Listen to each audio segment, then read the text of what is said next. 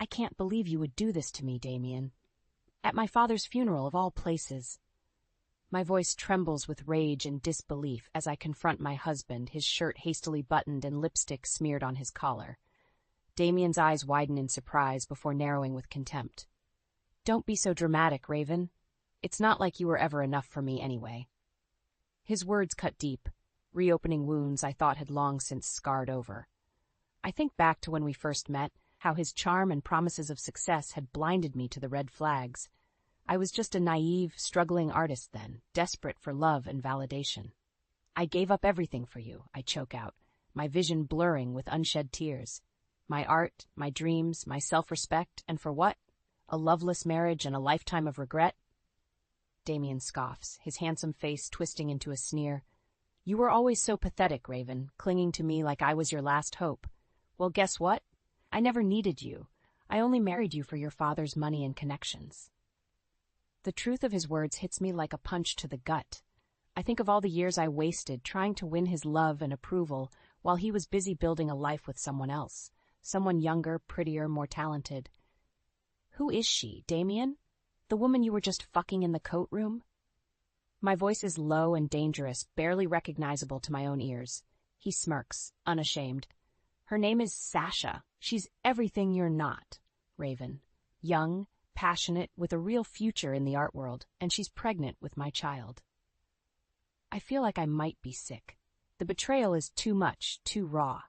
I think of my father, cold in his casket just feet away. He never approved of Damien, never thought he was good enough for me, and now with his last breath he was proven right. I want a divorce, I say firmly, my hands shaking as I reach for my phone. I'm done being your doormat, Damien. I'm done letting you destroy me. He laughs, cruel and mocking. You'll never be free of me, Raven. I own you body and soul. Without me, you're nothing. But as I press record on my phone, capturing his vicious words for all the world to hear, I feel a flicker of something long forgotten stir inside me. Something like hope, like defiance. You're wrong, Damien, I say calmly, my tears drying on my cheeks. I may have lost myself for a while, but I'm taking my life back, starting now. And with that, I turn and walk away, my head held high despite the curious stares and whispered gossip of the funeral guests. I don't know what the future holds, but one thing is certain. Raven Callaghan is done being shattered. It's time to pick up the pieces and create a new masterpiece from the ruins of my broken dreams. The sleek lines of Damien's penthouse mock me as I step inside, a cruel reminder of the gilded cage I now call home. The minimalist decor, once so chic and sophisticated, feels cold and sterile, like a museum display of my shattered dreams. Raven, darling, you're back, Damien calls from the living room, his voice dripping with false affection. How was the funeral? I clench my fists, the memory of his betrayal still fresh and stinging. Like you care, I mutter, kicking off my heels and padding into the room. He's sprawled on the leather sofa, a glass of scotch dangling from his fingertips. Of course I care, sweetheart.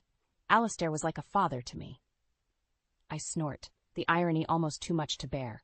Really? Because last I checked, most people don't skip their father-in-law's funeral to screw their mistress in the coat room. Damien's eyes flash with annoyance, his mask of concern slipping. I thought we were past that little misunderstanding, Raven. I explained everything. Misunderstanding? I echo, my voice rising with incredulity. You called me pathetic, said you only married me for my father's money, and let's not forget the part where you got your barely legal side piece pregnant. He sets down his drink, his jaw clenching. Watch your tone, Raven. You're treading on thin ice. I laugh, the sound harsh and brittle. Or what, Damien? You'll leave me? Ruin my life? Newsflash, asshole, you already have.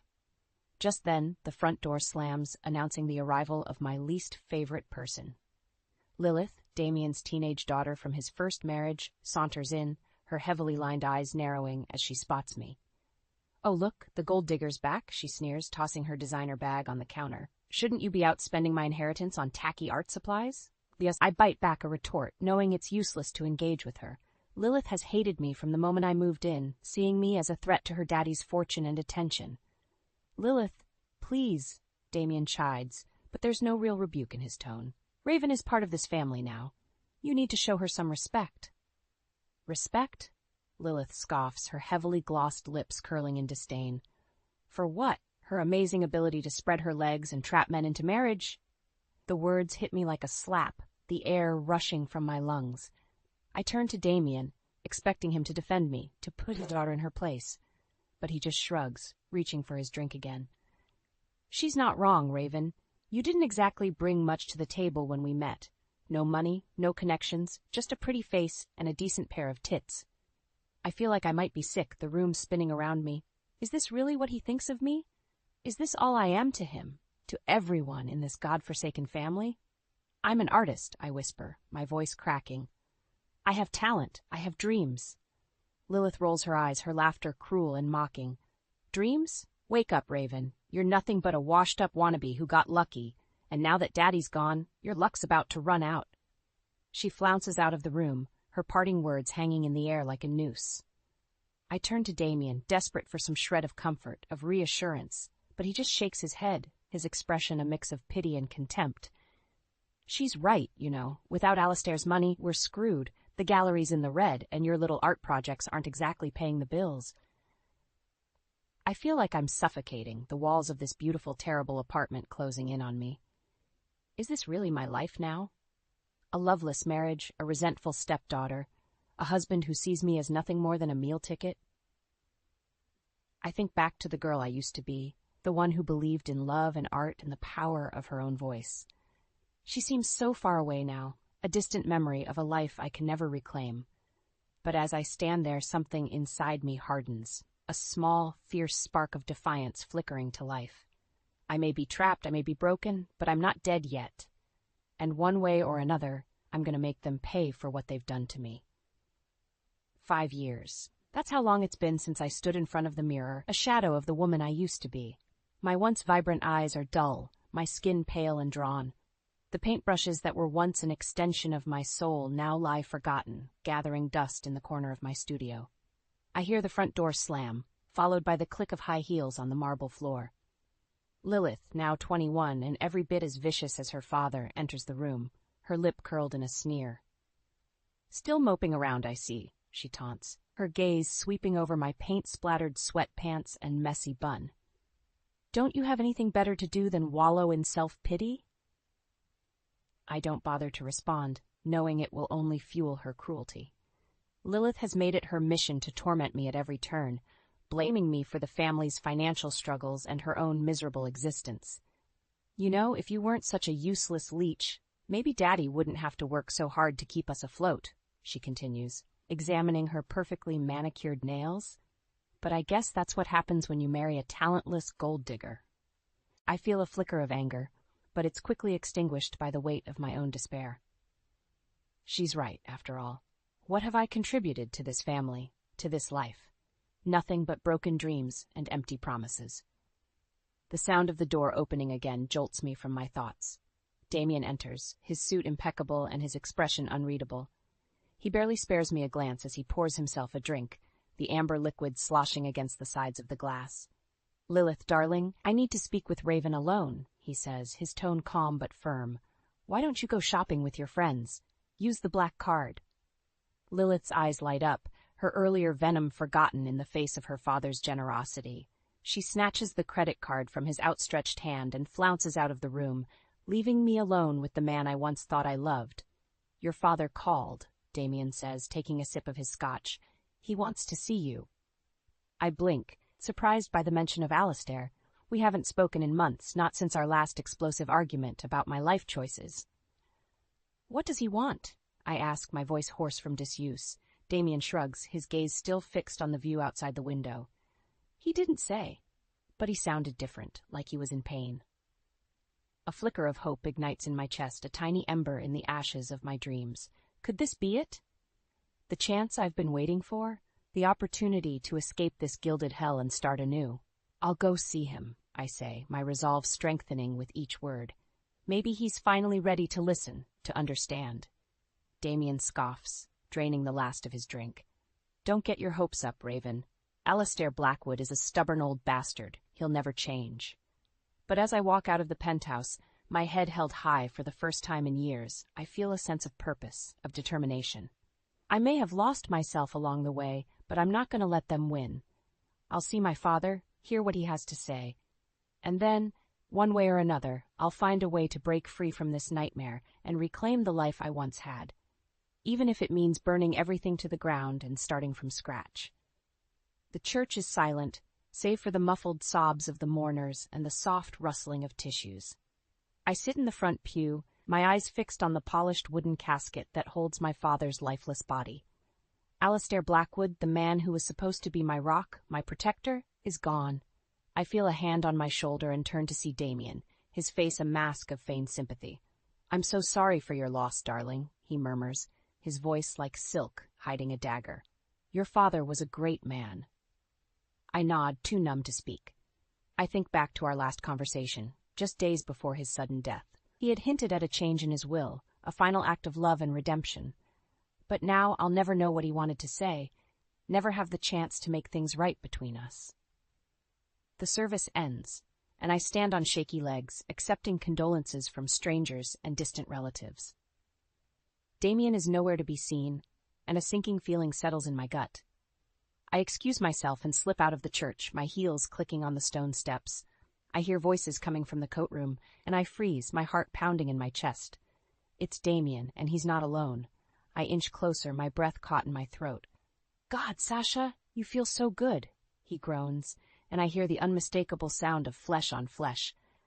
"I can't wait to leave that frigid bitch and start a new life with you."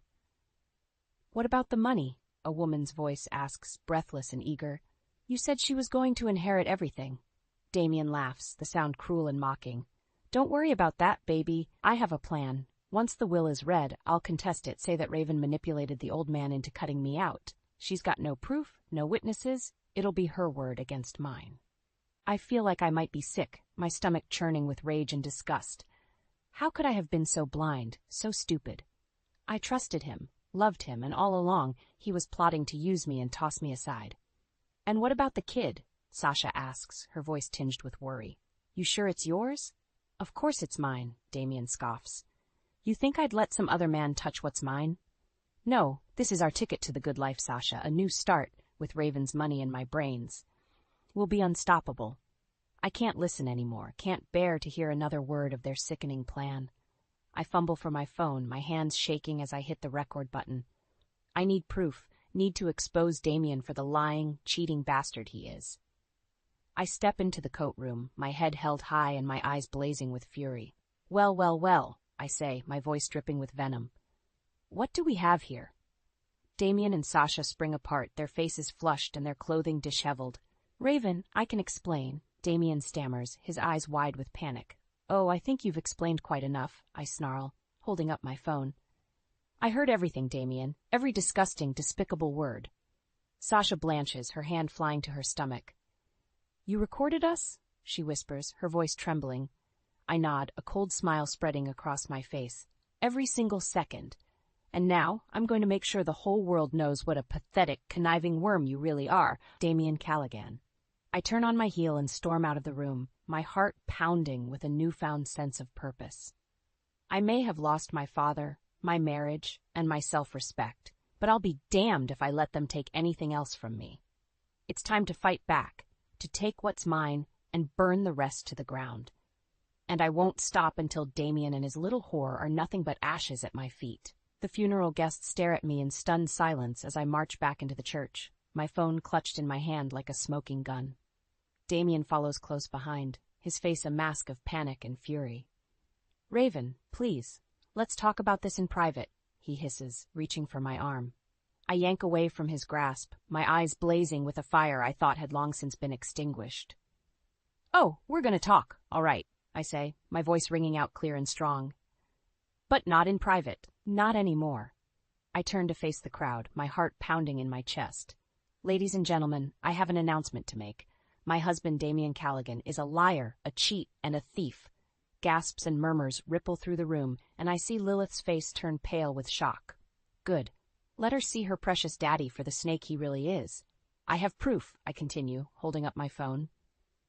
"Recorded evidence of Damien's infidelity and his plans to contest my father's will and steal my inheritance." Damien lunges for the phone, but I'm too quick for him. I hit play, and his voice fills the church, every damning word echoing off the high ceilings. You bitch, he snarls when the recording ends, his face twisted with rage. You think you can destroy me? I made you, Raven. Without me, you're nothing. I laugh, the sound harsh and bitter. That's where you're wrong, Damien. I'm not nothing. I'm Raven fucking Blackwood, and I'm done being your doormat.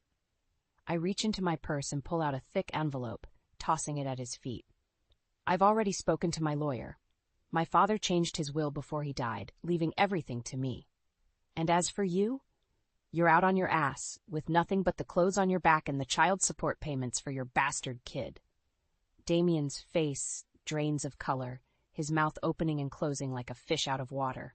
You can't do this, he whispers, his voice trembling. I'll fight it. I'll take you for everything you're worth. I smile, cold and cruel. You can try, but I have the law on my side and a team of the best lawyers money can buy. You're finished, Damien. And as for you, Lilith? I turn to face my stepdaughter, my eyes narrowing. Don't even think about coming to me for help. You're just as bad as your father, and I'm done enabling your toxic behavior. You want money, get a job. You want love, earn it. But don't expect anything from me, ever again.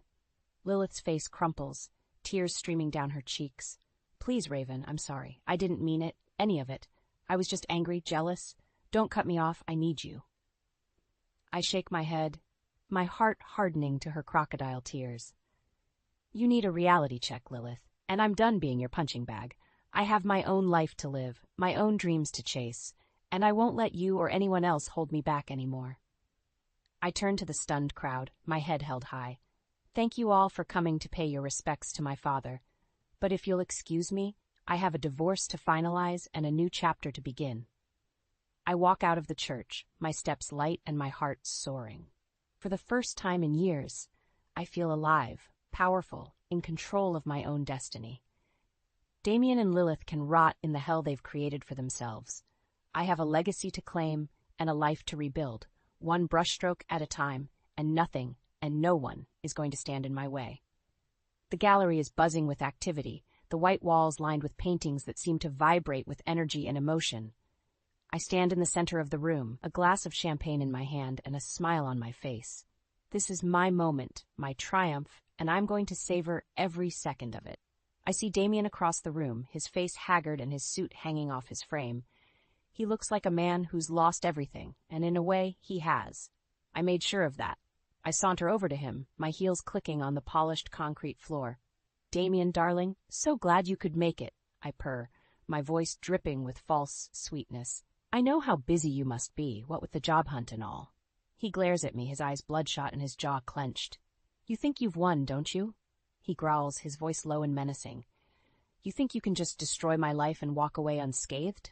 I laugh, the sound bright and carefree. Oh, Damien, I don't think I've won.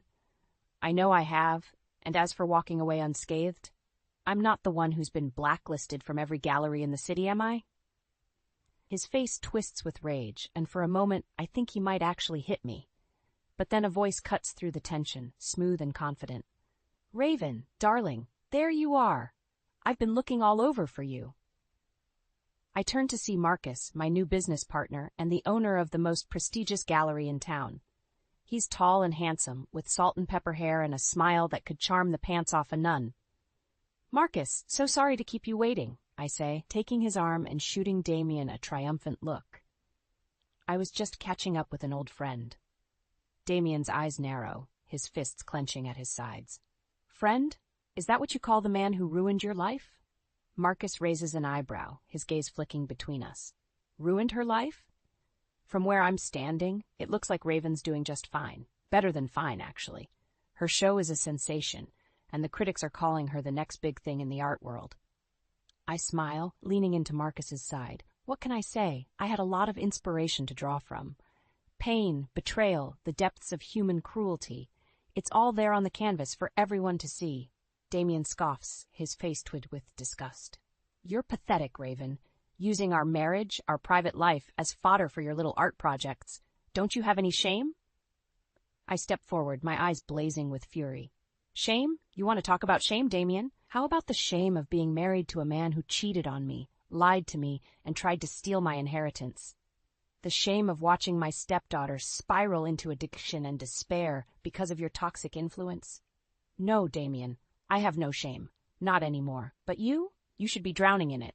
He opens his mouth to retort, but I cut him off with a wave of my hand. Save it. I'm done listening to your lies and excuses. I have a show to run and a life to live, and you have a one-way ticket to rock bottom.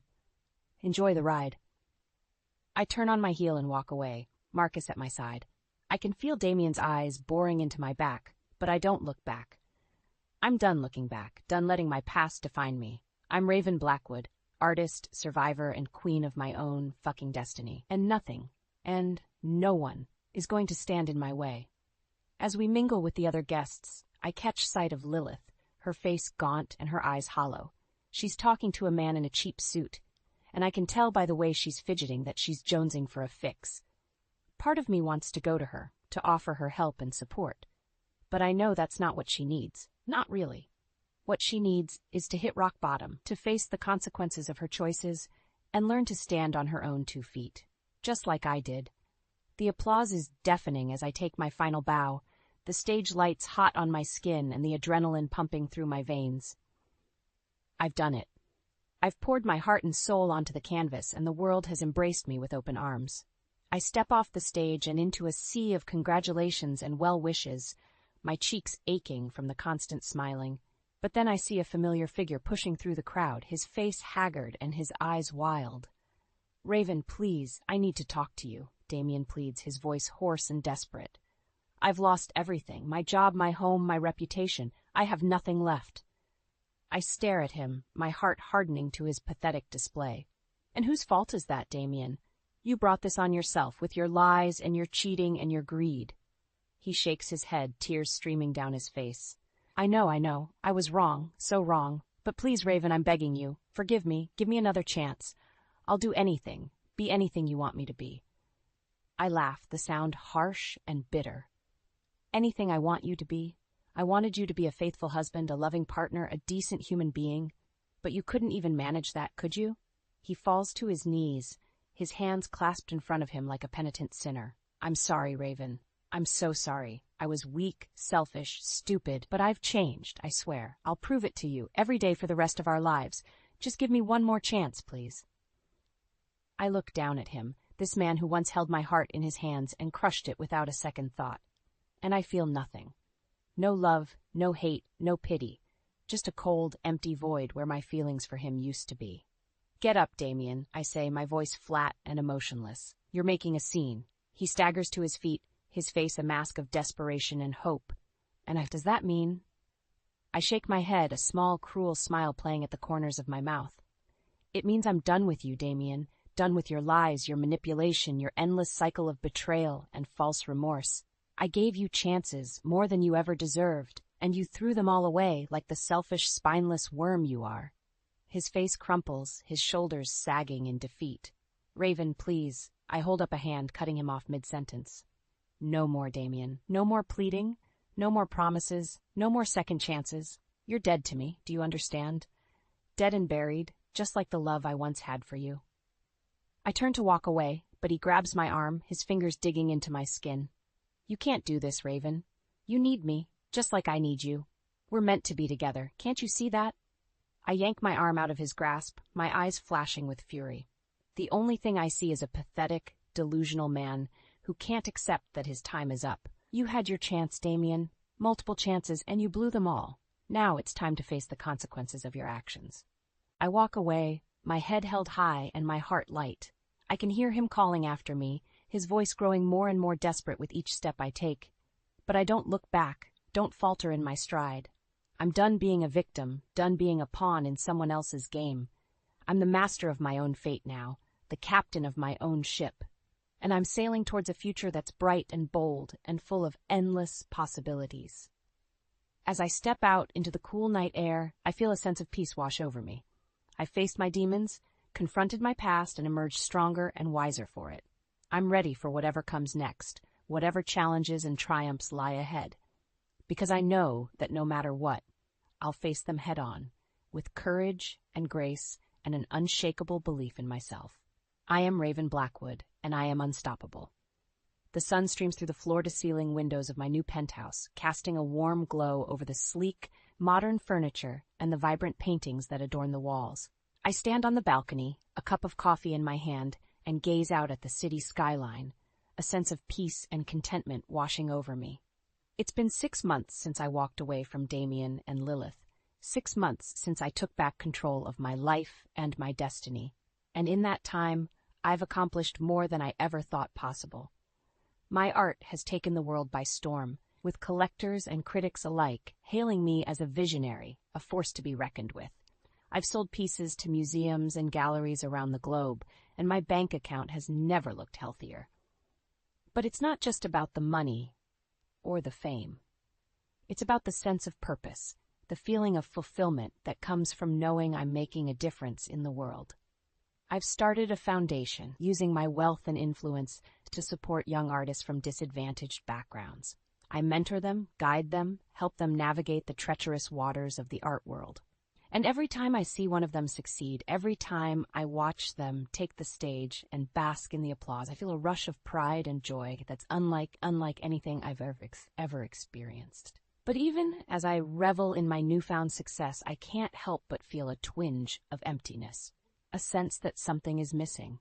And I know exactly what, or rather who, it is. Lilith. I haven't spoken to her since that fateful night at the gallery, haven't seen her since she stumbled out of the building, high and desperate and lost. But I've kept tabs on her, watched from afar as she spiraled deeper and deeper into addiction and despair. Part of me wants to reach out, to offer her the same support and guidance I give to my young protégés. But another part of me, the part that still bears the scars of her cruelty and betrayal, hesitates. And then, one day, I receive a letter. It's from Lilith, written from a rehab facility in Arizona. She tells me she's sorry, that she's been working on herself, trying to make amends for all the pain she's caused. She asks for my forgiveness, my help in rebuilding her life. And as I read her words, I feel a stirring in my heart, a glimmer of hope that maybe, just maybe, there's still a chance for redemption. I write back, cautiously at first, then with growing warmth and affection. We exchange letters, then phone calls, then visits. And slowly but surely I watch as Lilith transforms before my eyes, shedding the layers of anger and bitterness and emerging as a new woman, strong and resilient and full of promise. Together we work to build a new life for her, one based on honesty and trust and mutual respect. I help her find a job, a place to live, a network of supportive friends and mentors. And as I watch her flourish, I feel a sense of pride and accomplishment that rivals even my greatest artistic triumphs. But even as Lilith and I mend our broken relationship, I know that there's one loose end left to tie up.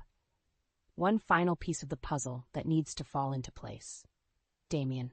I've avoided him for months, refusing his calls and emails and desperate pleas for forgiveness. But I know that I can't run forever, can't hide from the truth of what he did and who he is, and so I agree to meet with him, one last time. We sit across from each other in a quiet coffee shop, two strangers who once shared a life and a love. He looks older, thinner, his eyes haunted by the weight of his mistakes.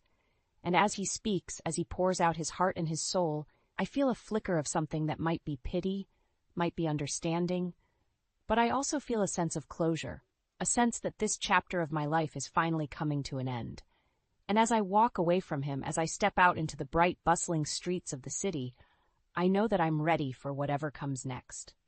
Because I am Raven Blackwood, artist, survivor, and master of my own destiny, and nothing and no one can ever take that away from me.